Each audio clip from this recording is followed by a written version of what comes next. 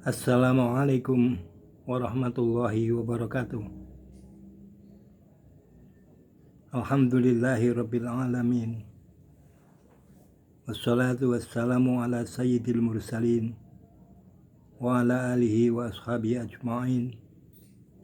Asyhadu an la ilaha illallah wa asyhadu anna Muhammadar Rasulullah. Amma ba'du. Qala Allah ta'ala fil Qur'anil Karim. A'udzu billahi minasy syaithanir rajim. Bismillahirrahmanirrahim. Ya ayyuhalladzina amanu taqullaha haqqa tuqatih wa la tamutunna illa wa antum muslimun. Di sini saya akan membacakan sebuah surat Al-Maidah ayat 48 yang berbunyi, firman Allah Subhanahu wa taala, A'udzu billahi minasyaitonir rajim. Bismillahirrahmanirrahim.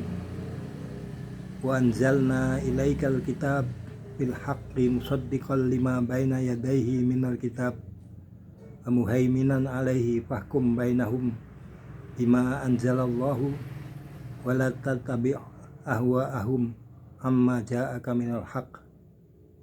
Likullin ja'alna minkum syir'atan wa minhaja walau sya'allahu la ja'alakum ummatan wahidah walakin liyabluwakum bima atakum fastabiqul khairat ilallahi marji'ukum jami'an wa yunabbi'ukum bima kuntum fihi takhtalifun, yang artinya, dan kami Allah Subhanahu wa ta'ala telah menurunkan kepadamu Al-Quran dengan membawa kebenaran, membenarkan apa yang sebelumnya, yaitu kitab-kitab yang diturunkan sebelumnya, dan batu ujian terhadap kitab-kitab yang lain itu. Maka putuskanlah perkara mereka menurut apa yang Allah turunkan, dan janganlah kamu mengikuti hawa nafsu mereka dengan meninggalkan kebenaran yang telah datang kepadamu. Untuk tiap-tiap umat di antara kamu, kami berikan aturan dan jalan yang terang.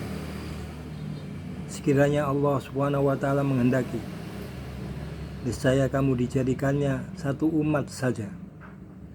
Tetapi Allah hendak menguji kamu terhadap pemberiannya kepadamu. Maka berlomba-lombalah berbuat kebajikan.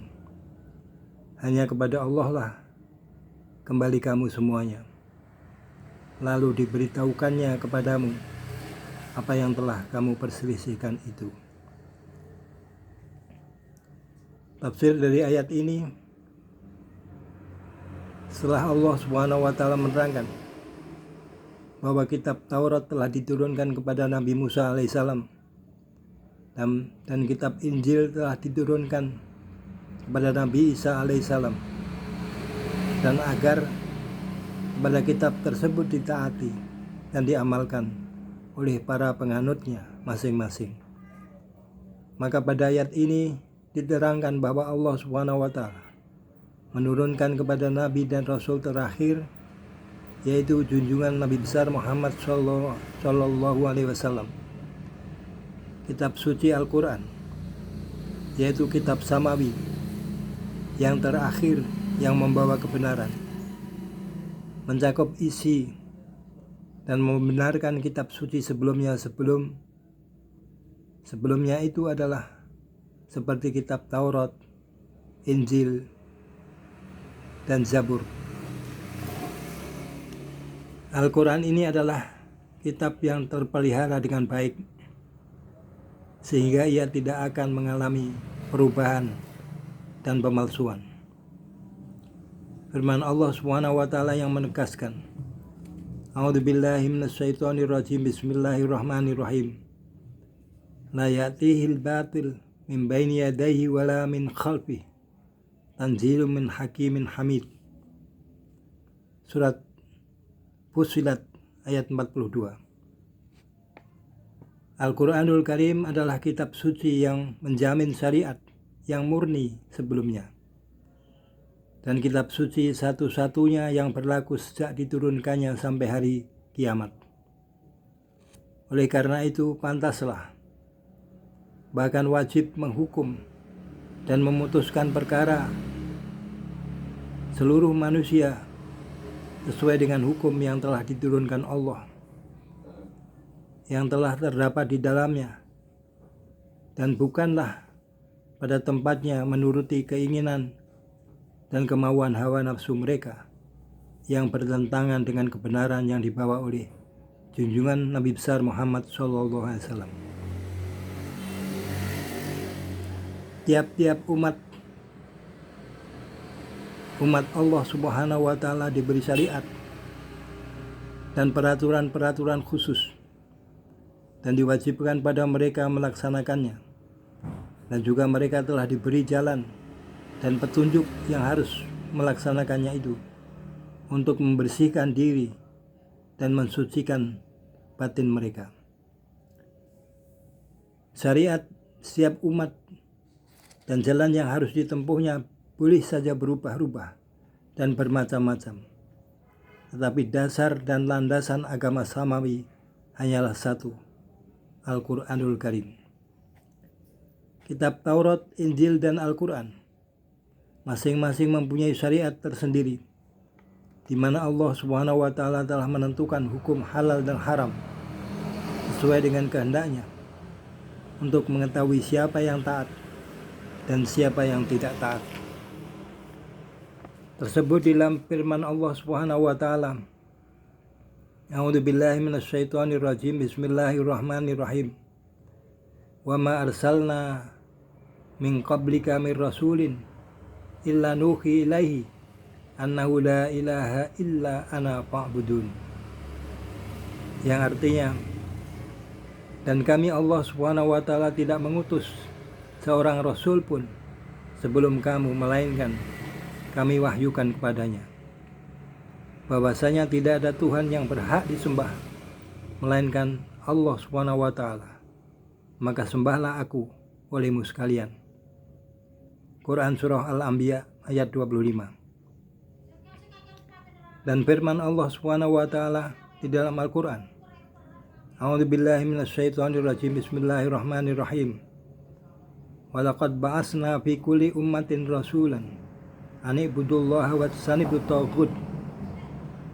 Yang artinya, dan sesungguhnya kami Allah Subhanahu wa Ta'ala telah mengutus rasul pada tiap-tiap umat untuk menyerukan, sembahlah Allah dan jauhilah taghut. Surat An-Nahl ayat 36. Sekiranya Allah Subhanahu wa Ta'ala menghendaki, tentulah Dia dapat menjadikan manusia hanya menjumpai satu syariat dan satu macam jalan yang akan ditempuh dan diamalkan oleh mereka, sehingga dari zaman ke zaman tidak ada peningkatan dan kemajuan seperti halnya burung atau lebah. Tentunya akan terlaksana dan tidak ada kesulitan sedikit pun, karena Allah Subhanahu wa Ta'ala Maha Kuasa atas segala sesuatu. Tapi yang demikian itu tidak dikehendakinya. Allah Subhanahu wa Ta'ala menghendaki bahwa manusia itu sebagai makhluk yang dapat mempergunakan akal dan pikirannya, dapat maju dan berkembang dari zaman ke zaman, dari masa ke masa, dari masa kanak-kanak ke masa remaja, meningkat jadi dewasa, dan seterusnya.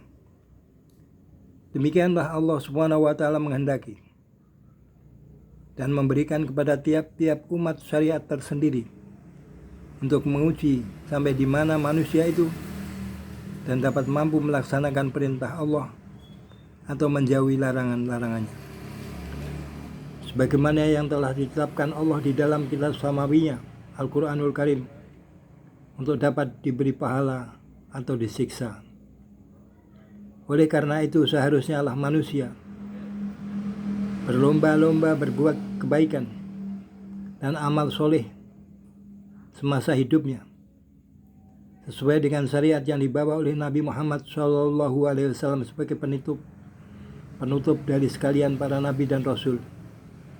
Rasulullah adalah utusan yang terakhir, syariat yang menggantikan syariat sebelumnya untuk kepentingan manusia demi kebaikan dunia dan kebahagiaan akhirat.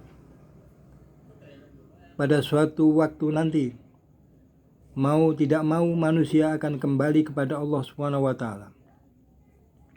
memenuhi panggilannya ke alam baka, menuju ajalnya. Di sanalah nanti Allah SWT akan memberitahu segala sesuatunya tentang hakikat yang diperselisihkan oleh mereka semasa hidupnya. Orang-orang yang benar-benar beriman akan diberi pahala dan surga, sedang orang-orang yang ingkar dan menolak kebenaran serta menyeleweng dari perintah-perintah Allah tanpa alasan dan bukti yang benar, pasti akan diadab dan dimasukkan ke dalam siksa neraka. Sekian, semoga bermanfaat. Billahi taufiq wal hidayah. Wassalamualaikum warahmatullahi wabarakatuh.